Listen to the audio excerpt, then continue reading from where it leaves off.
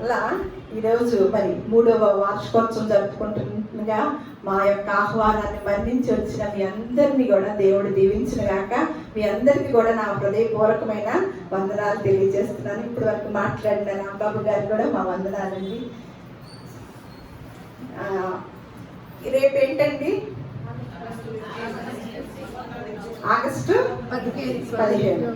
ఏమొచ్చింది? ఎవరి దగ్గర నుంచి? బ్రిటిష్ వారి పరిపాలన నుంచి స్వతంత్రం వచ్చింది. రేపు ఏం చేసుకుంటాం? మన ఇండియా అంతా కూడా చాలా పండుగ రోజులాగా గడుపుతూ ఉంటారు కదా. దేశ భక్తులు ఎక్కువగా ఇలాంటివి చేస్తూ ఉంటాం. మనం కూడా వారి భాగస్థులమే కదా. మరి ఆ స్వతంత్రాన్ని రాకపోతే మనం కూడా దేనిలో ఉండేవారు అండి? బ్రిటిష్ వారి యొక్క బానిసత్వంలో ఉండేవారు. మరి ఆ బానిసత్వం నుంచి కొన్ని సంవత్సరాల క్రితం మనకు విడుదల వచ్చినప్పుడు ఎలా ఉన్నామండి? ఇప్పుడు బాగున్నాం కదా. దాని గురించి వివరించే ముందు ఈ క్రైస్తవ యొక్క విధానాన్ని ఎవరు తీసుకొచ్చారండి? ఎవరు తీసుకొచ్చారు? మన అపోహం చెప్పండి. మనకు ఒక అపోహ ఉంటుంది కదా, ఎవరు తీసుకొచ్చారు? బ్రిటిష్ వాళ్ళు తీసుకొచ్చారని.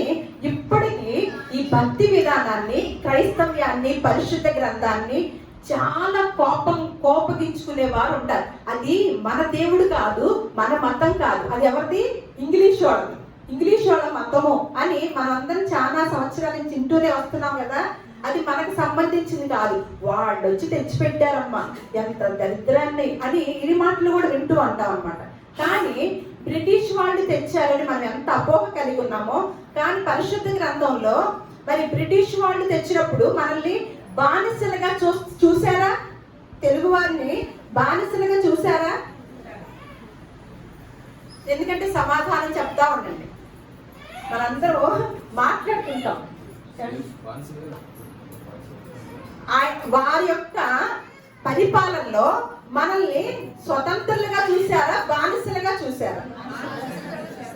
చూశారు కదా. మరి ఈ దేవుడు ఎవరి ద్వారా వచ్చారంట? బ్రిటిష్ వాళ్ళ ద్వారానే వచ్చారు.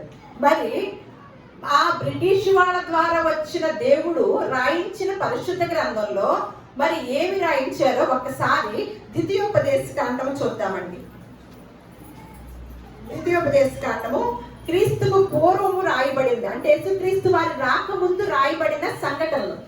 యేసుక్రీస్తు వారు రాకముందు రాయబడిన సంఘటనలు. ద్వితీయోపదేశకాండము 27వ అధ్యాయము తీరు.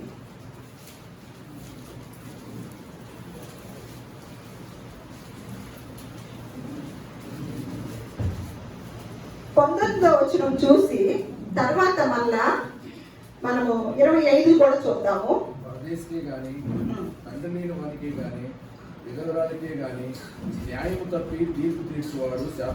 అంతవరకేనండి. ఇక్కడ ఏమనుందండి?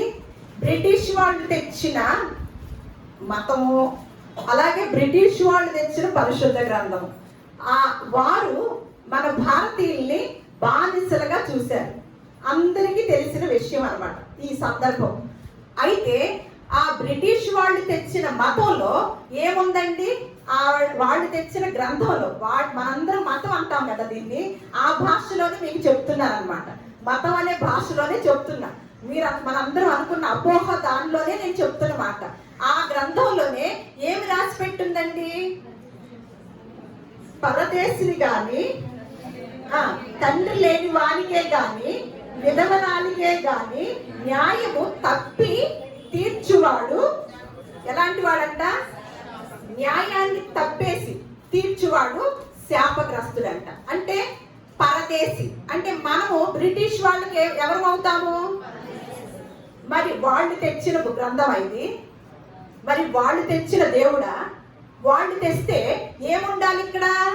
భారతీయుల్ని బానిసలుగా చెయ్యాలి అని కదా ఉండాలి. మరి ఈ గ్రంథం ఏంటి ఎలా రాసింది? పరదేశినే గాని, తండ్రి లేని వారినే గాని, విధవరాండ్రులే గాని న్యాయము తప్పి తీర్చువారు ఏకంగా ఏమంటున్నారు? శాపగ్రస్తులు మీరు అని చెప్పి 25వ వచనంలో మళ్ళా నిర్దోషికి ప్రాణహాని చేయుటకు లంచము పుచ్చుకొనివాడు శాపగ్రస్తుడని. మన ఏంటి, ఒక నిర్దోషికి ప్రాణహాని చేసేవాడు ఎలాంటి వాడంట? శాపగ్రస్తుడు. ఇవన్నీ కొన్ని సూత్రాలండి. చట్టము అంటే పరిశుద్ధ గ్రంథంలో ఉన్న చట్టాన్ని నేను చదువుతున్నాను అనమాట. రాజ్యాంగం రాసింది ఎవరండి? డాక్టర్ అంబేద్కర్ గారు కదా. ఇక్కడ ఉన్న చట్టాన్ని బట్టి ఆయన రాజ్యాంగం రాశారండి. అయితే ఈ రాజ్యాంగంలో ఏమేమి ఉన్నాయో చూద్దాం అనమాట. ఇది ఒక మతంగా అనుకుంటున్నాం కదా చాలా మంది. నేను ఒక చోట మమ్మీ మధ్యకాలంలో ఒక ఇంటికి వెళ్ళి ఒక మాట చెప్పబోతున్నా. మా వారికి ఎంత కోపం అనండి దేవుడు అంటే, మీరు మాత్రం నన్ను రమ్మని అనకండి, అసలు ఆయనకి అసలు పడదు అని చెప్తున్నారు అన్నమాట. పడకపోవటానికి ఇక్కడ పడని మాటలు ఏమైనా ఉన్నాయండి? నిజమైన క్రైస్తవులు ఎవరైనా సరే యేసుక్రీస్తు వారు చెప్పిన మాట విధానం ఏంటంటే, మీ శత్రువులను కూడా మీరు ప్రేమించండి అని చెప్పేసి ఉన్న దేవుడా, చేసి చెప్పిన దేవుడా? మనకి చెప్పేసే వాళ్ళు ఎక్కువ ఉంటాం. ఎందుకంటే మేము కూడా అలాగే చెప్పేసి చేయలేదు అనుకోండి, మా మాట కూడా ఎవరు వినరు. ఎవరో మా కుటుంబం వాళ్ళు వింటారు కానీ మీరు అందరూ వింటారా? అమ్మ ఆవిడ చెప్పేది ఒకటి చేసేది ఒకటి. కాబట్టి అలా కాదు మనం సేవించే దేవుడు. ఏదైతే చెప్పారో అలా జీవించిన వారు మార్గదర్శకుడు అనమాట. అయినా యేసుక్రీస్తు వారిని మనం ప్రేమించుతున్నాం. ఇంకొక చోట చూద్దాము. నిర్గమాకాండము 23వ అధ్యాయము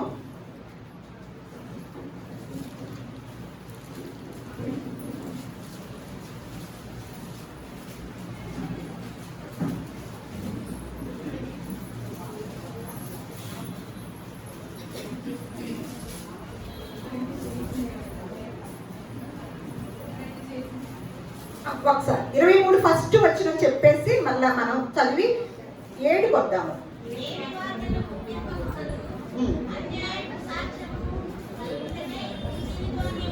ఒక్కసారి ఇక్కడ ఏమనుంది? లేని వార్తను పుట్టింపకూడదు, అన్యాయపు సాక్ష్యమును పలుకుటకై దుష్టునితో నీవు కలిసి ఉండకూడదు. లేని వార్తను పుట్టించకూడదు. మనం ఎప్పుడైనా పుట్టించామా?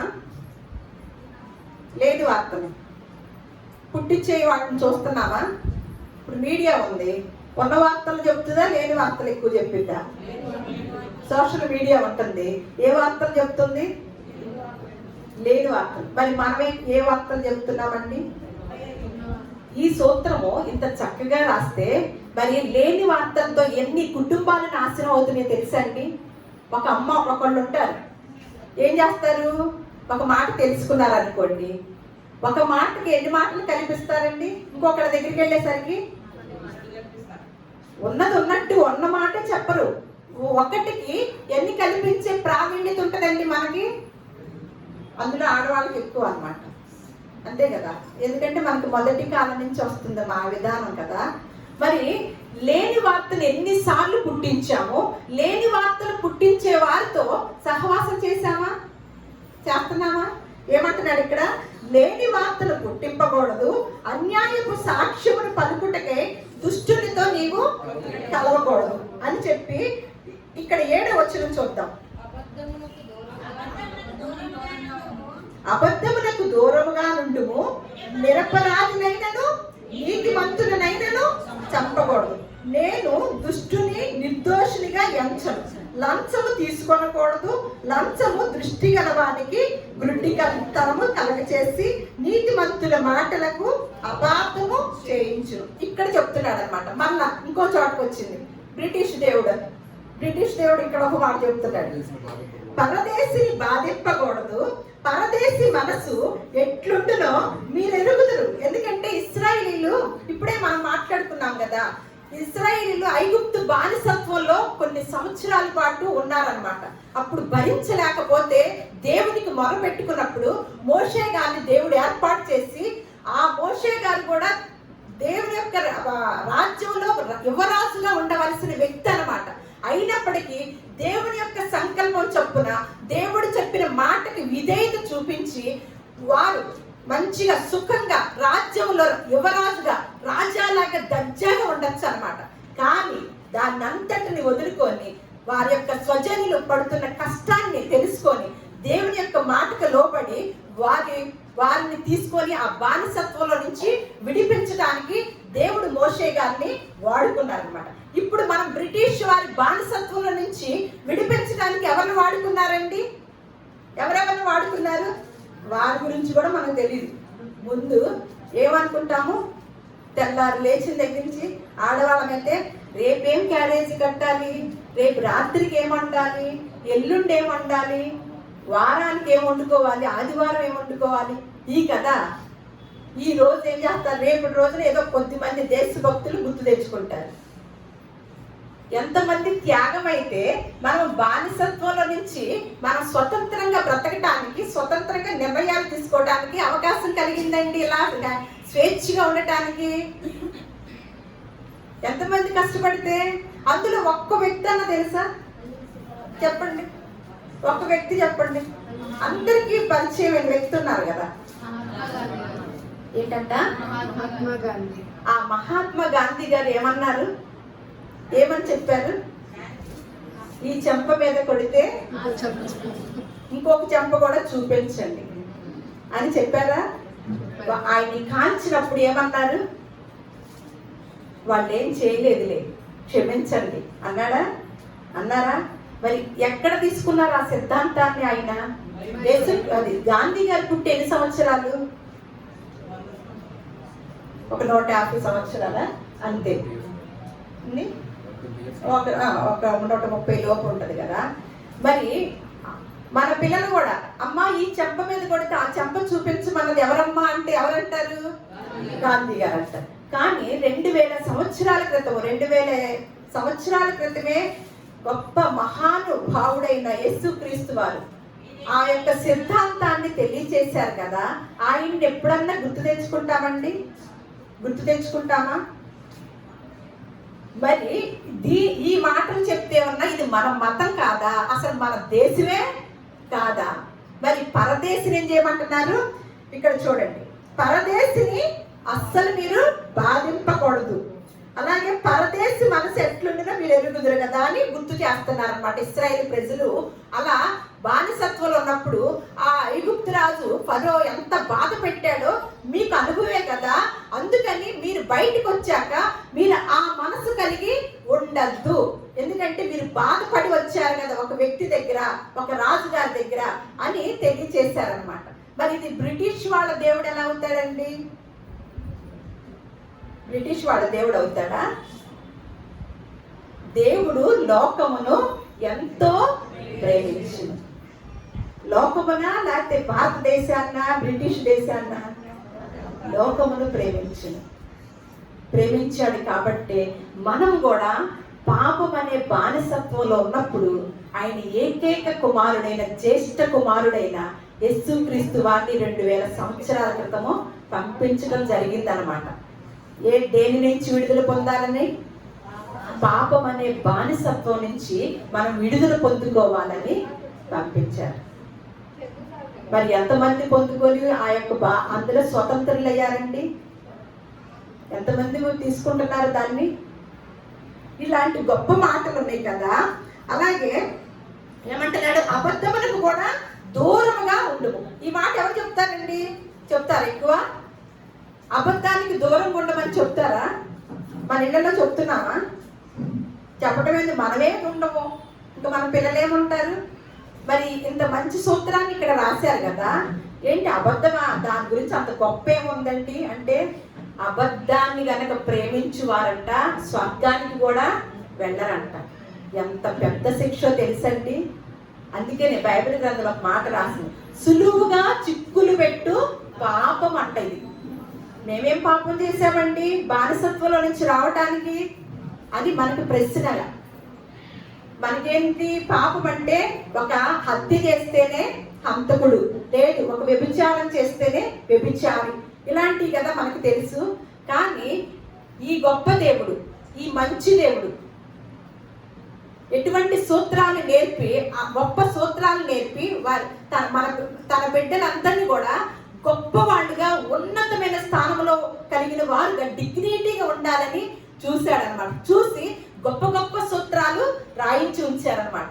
మనం పాపం అంటున్నాం కదా, ఈయన చెప్పిన పాపం ఏంటో తెలుసండి. మన దృష్టిలో ఒక మనిషిని కత్తి పెట్టి పొడిస్తేనే పాపం, కానీ ఈయన దృష్టిలో ఏంటో తెలుసండి, ఒక మనిషిని ద్రోహి అన్నా కూడా నరహంతకుడు అంట. ఒక మనిషిని ద్రోహి అంటే ఏం ఏం ఏం ఎలా తీర్మానం చేశారో తెలుసా? ఆ మనిషికి నరహంతకుడని. హత్య చేసిన వారికి ఎంత శిక్ష ఉందో, మన తోటి సహోదరుని తిట్టినప్పుడు, మన మనసులో తిట్టినప్పుడు, మనం పైకి తిడితే గెలవలేము కదా. మనసులో తిట్టుకునే వాళ్ళు అందరూ ఉంటారా? అక్కడక్కడ ఒకళ్ళు ఉంటారా? మనసులో బాగా తిట్టుకునేవాళ్ళు అందరం ఉంటాం కదా. అందరికీ కోపం వచ్చింది కదా. మరి ఆ పాపం నుంచి విడిపించబడాలంటే ఎవరు మన వల్ల అవుతుందా? ఇక్కడ ఏమంటున్నాడు? అబద్ధానికి దూరంగా ఉండండి, ఎందుకంటే అబద్ధమును ప్రేమించువాడు నిత్యరాజ్యానికి వెళ్ళలేడు. మరి ఎన్ని మార్లు అబద్ధాలు ఆడామండి. ఇంత మంచి మంచి సూత్రాలు చెప్తుంటే ఒక మతానికి సంబంధించిన దేవుడు ఆయన మతం గురించి ఏం మాట్లాడారో తెలుసండి? పరిశుద్ధ గ్రంథంలో లేని విషయాలంటూ లేవండి. ఒకసారి తీతుకు రాసిన పత్రిక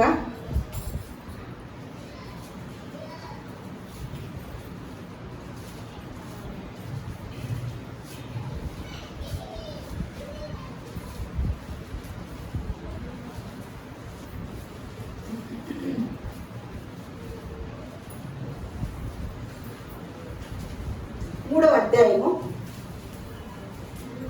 8వ వచనం చూద్దాం. ఈ మాట నమ్మదగినదని కనుక దేవుని యందు విశ్వాసం ఉంచిన వారు సత్క్రియలు శ్రద్ధగా చేయుట యందు మనస్సుంచునట్లు నీవు ఈ సంగతుల గురించి దృఢముగా చెప్పుచుండవలనని కోరుచున్నాను. ఇవి మంచివి మనుషులకు ప్రయోజనకరమైనవి ఉన్నవని కానీ. నేను చదువుతానండి. 8వ వచనం నుంచి మనము 11 వరకు చదువుకుందాము. ఆ పైన మాటలు మనకు తెలిసినవే, పరిచయం, మనకి మళ్ళీ మన టైం లేదు కాబట్టి. ఈ మాట నమ్మదగినది కనుక దేవుని యందు విశ్వాసం ఉంచిన వాడు ఏం చేయాలంటండి? మనం దేవుని యందు విశ్వాసం ఉంచామంటే మన కుటుంబంలో విషయాలు అడగటం కోసమా? ఏం చేయటం కోసం? దేవుని నమ్మాము అంటే ఏదో మనకు కావలసినవన్నీ, కొత్తగా ఉన్నవన్నీ అడగటం కోసమా? ఏం చేయాలంట? మీరు గనక దేవుని యందు నమ్మకం ఉంచారా, ఏం క్రియలు చేయాలంట? సత్క్రియలు చేయాలంట. అంటే మంచి పనులు చేయాలంట. అప్పుడు ఆ విశ్వాసానికి ఫలితం ఉంటది అనమాట.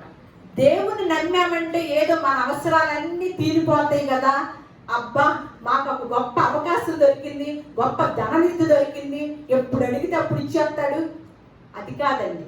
ఇక్కడ చెప్పిన మాట ఏంటి? దేవుని యందు విశ్వాసం కనుక మీకు కలిగి ఉంటే ఏం చేయాలంట? సత్క్రియలు శ్రద్ధగా, మళ్ళీ అశ్రద్ధగా కాదు. అశ్రద్ధగా చేయవాడు శాపగ్రస్తుడని కూడా లేఖనంలో ఉంది. చాలా మంది ఒక పనిని మనం అప్పు చెప్తే కొంతమంది వాళ్ళు చక్కగా ఒళ్ళు వంచి చేస్తారండి. అదే పని ఇంకొక రకమైన వారికి అప్పు చెబితే మనం వాటి పక్కకి వెళ్ళగానే మాయి పని చేస్తూ ఉంటారు.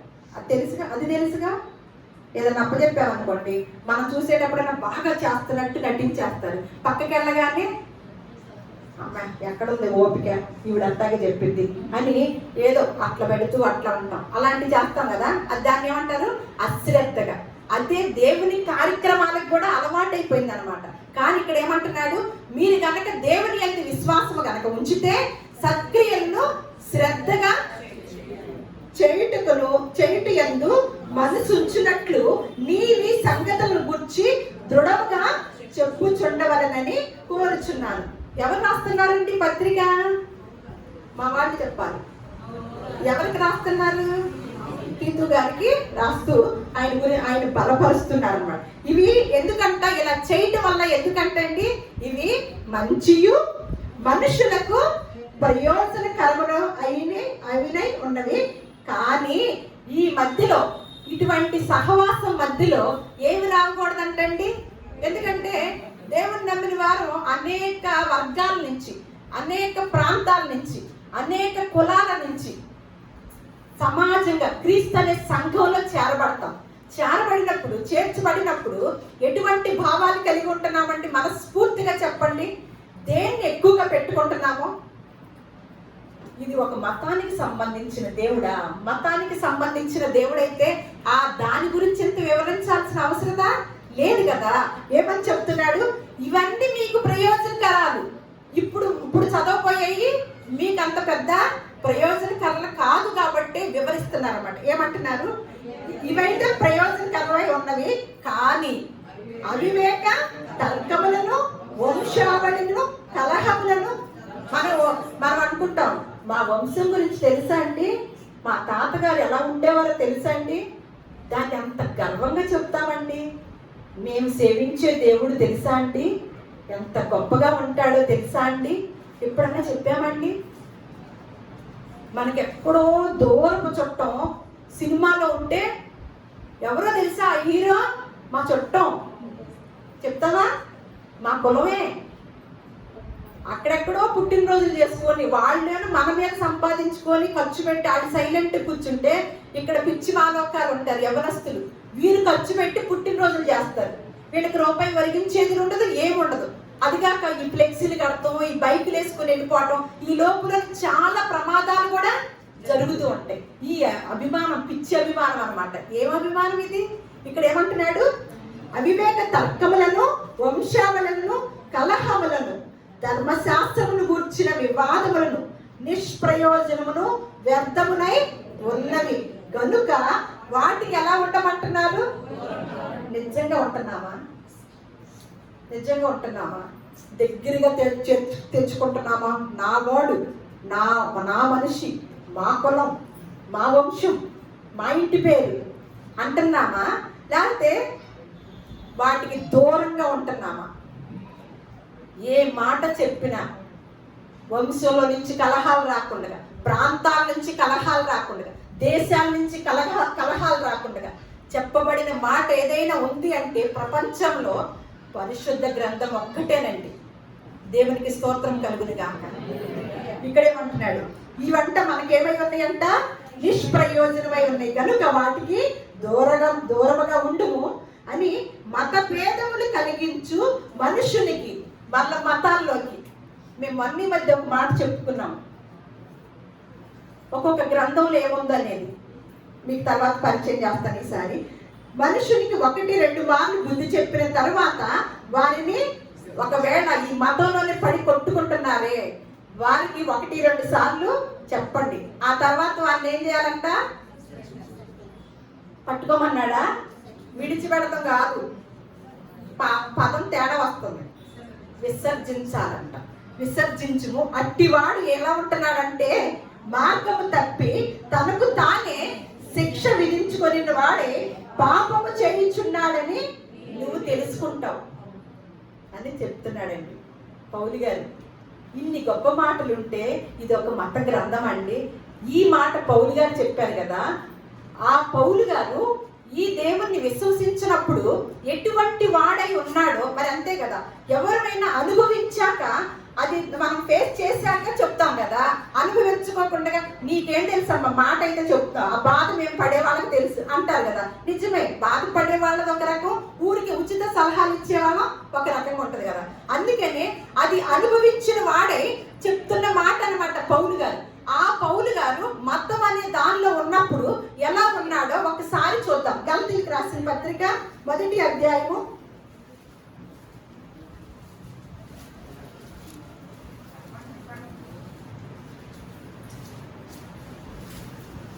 13వ వచనము 14వ వచనం. పూర్వమందు యూద మతస్థుడనై ఉన్నప్పుడు నేను దేవుని సంఘమును అపరిమితముగా హింసించి నాశనము చేయుచు నా పితరుల పారంపర్యాచారమందు విశేషాసక్తి గలవాడనై నా స్వజాతీయులలో నా సమాన వయస్కులైన అనేకుల కంటే యూదుల మతములో ఆధిక్యత నొందుతునని నా నడవడిని గుర్చిన మీరు వింటిరి. ఒకప్పుడు మతంలో ఉన్నప్పుడు ఏం చేశాడంటండి? మతం ఎప్పుడు కూడా హింసాకాండను తీసుకొస్తుందండి. ఇది కూడా క్రైస్తవ మతం అంటే గనక మతం ఏం చేస్తుంది? హింస తీసుకొస్తుంది అన్నమాట.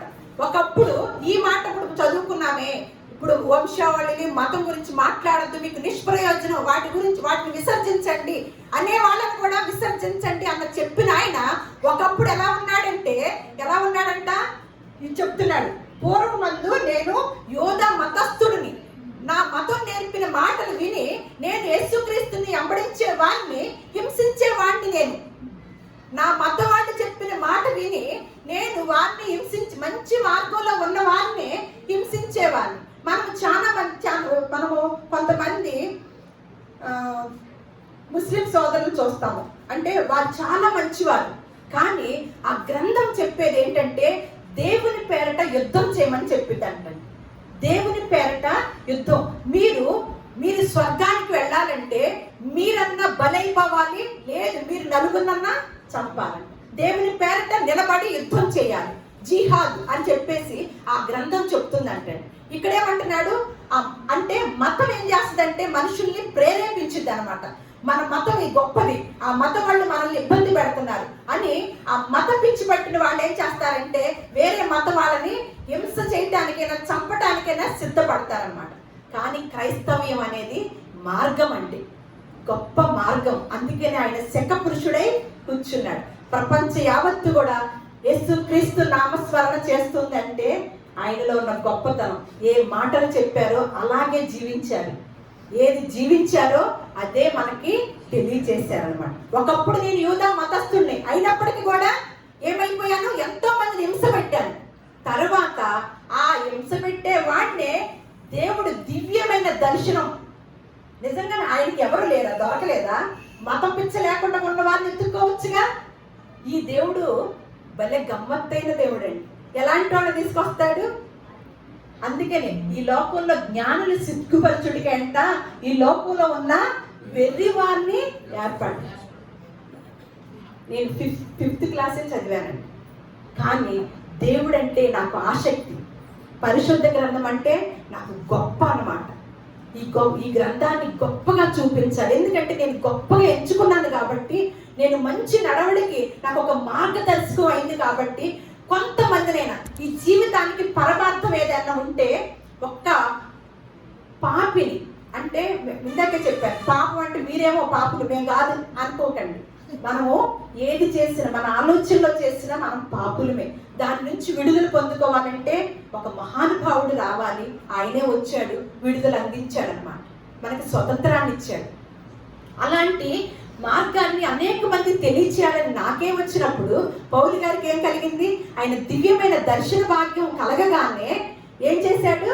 ఒకప్పుడు సౌలుగా ఉండేవాడు, వెంటనే పేరు మార్చుకొని పౌలుగా అయ్యి ఇప్పుడు ఆయన చెప్తున్నాడు, మీకు మతాలు, వంశావళులు, మీ కులాలు అనే పిచ్చిలోకి వెళ్ళారా, మీకు నిష్ప్రయోజనము, మీకు అసలు పనికే రాదు. అలాంటి వారు పిచ్చి పట్టిన వాళ్ళు మీ సంఘంలో ఉన్నారా? వారిని ఏం చేయాలంట? విసర్జించాలి. ఇందులో ఏదన్నా పరిశుద్ధ గ్రంథంలో చెడ్డ మాట ఉందండి? ఇంకొక మాట చూసుకొని మనం ముగించుకుందాము. ఒక మాట ఒకసారి మత్తయి సువార్త 5వ అధ్యాయం చూద్దాం. ఒకసారి చూసేసి మనం ముగించుకుందాము. 6వ అధ్యాయం.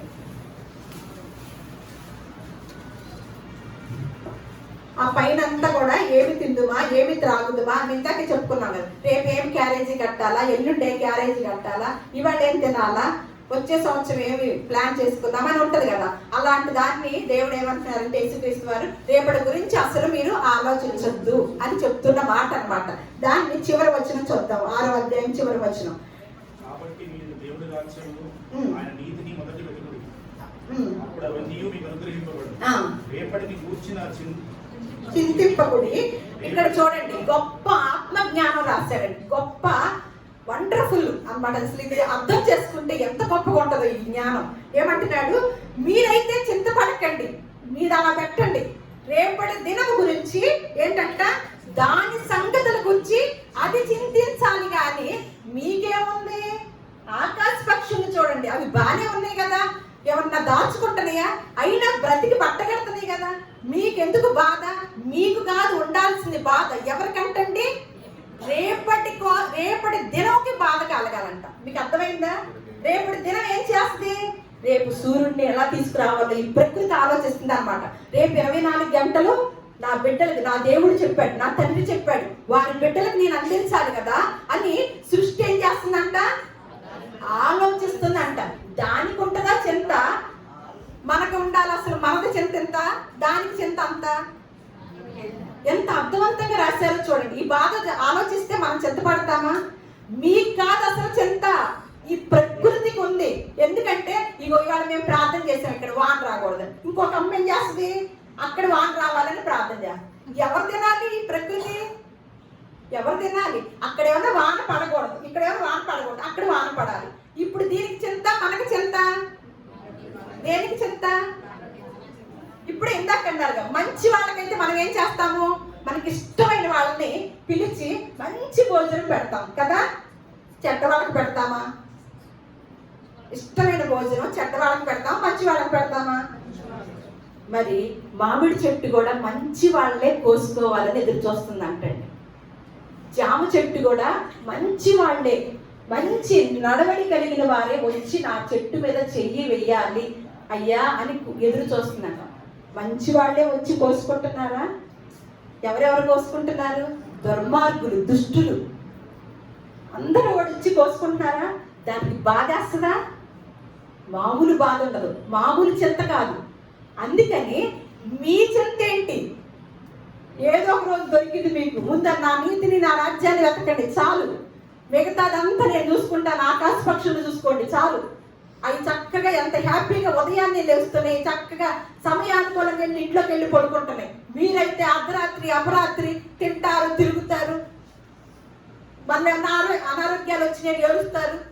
నేనేమో క్రమం పెట్టి ఆ క్రమం తప్పి తింటారు, ఆ క్రమం తప్పి చూస్తారు, ఆ క్రమం తప్పి పడుకోకుండా ఉంటారు. ఇవన్నీ మీరు చేసుకొని మీరు చింతపడతాం అవసరం ఏముంది? మీకే వాతావరణం ఇవ్వాలో, మీలో చెడ్డవాళ్ళు కోసుకుంటుంటే బాధపడాలో, ఏం చెయ్యాలో అని ఎవరికి చింతంట? రేపటి దినానికి చింతంట. మనది కాదు చింత. రేపటి దినానికి ఏది సిద్ధం చేయాలి, ఎలాంటి వాతావరణం ఇవ్వాలి, ఎలాంటి ఎండనివ్వాలి, ఎలాంటి వాననివ్వాలి, ఎంత గాలినివ్వాలి అని దానికి చింత అన్నమాట. ఇటువంటి గొప్ప సత్యాల్ని, ఎన్నో విషయాలు, ఎన్నో గొప్ప సత్యాలండి, ఎంత బాగుంటాయోనండి. జీవితాన్ని కట్టడానికి, జీవితంలో కుటుంబాల్లో నెమ్మదిగా ఉండటానికి. సమస్యలు తీరతాయి, కానీ ఇందులో లాజిక్ అన్నమాట. నమ్ముట నీ వంతైతే నమ్మువానికి సమస్తము సాధ్యమే అన్నారు. ఇందులో ఉన్న మాట అన్నమాట. అంటే ఎప్పుడైతే మనం పాజిటివ్ అనే దానిలో మనం ముందుకు అడిగేస్తామో విశ్వాసంతో, ఆటోమేటిక్గా మన యొక్క శరీరంలో కూడా పాజిటివ్ అనే ఎనర్జీ వెళుతూ ఉంటుందండి. దానితో పాటు మనకు జరగవలసిన కార్యక్రమాలు కూడా జరుగుతూ ఉంటాయి. మనకు అనుమానమే పెరిగిపోతుంది. మనకు అసలు ముందు అనుమానాలు ఎక్కువ కదా. కానీ ఈ వాక్యం ఏం చేస్తుందంటే, ఇలా వస్తాం కదా ఆదివారాలు, శుక్రవారాలు, మంగళవారాలు కలుస్తాం చూడండి. కొంతమంది స్త్రీలమైన మేము బయట ప్రపంచంలో చిన్న పిల్లల దగ్గర నుంచి ముసలి వాళ్ళ వరకు లోక జ్ఞానంలో ఆరితేరిపోయారండి. కానీ దైవిక జ్ఞానం ఎవరు నేర్పిస్తారంటే ఇది ఇలాంటి మందిరాల్లోనేనండి. ఎక్కడైతే దైవిక జ్ఞానం ఉందో అక్కడికి పరుగులెడుతూ వెళితే మనకున్న సమస్యల మధ్యన కూడా మనం ప్రశాంతంగా జీవించడానికి దేవుడు మనకు అటువంటి ఆత్మ సహాయాన్ని మెండుగా నిండుగా అనుగ్రహిస్తాడనమాట. అటువంటి కృపను దేవుడు కూడి వచ్చిన మీ అందరికీ కూడా మెండుగా నిండుగా దండిగా అనుగ్రహించునుగాక. మీ కుటుంబాలన్నిటిని కూడా దేవుడు ఆశీర్వదించునుగాక.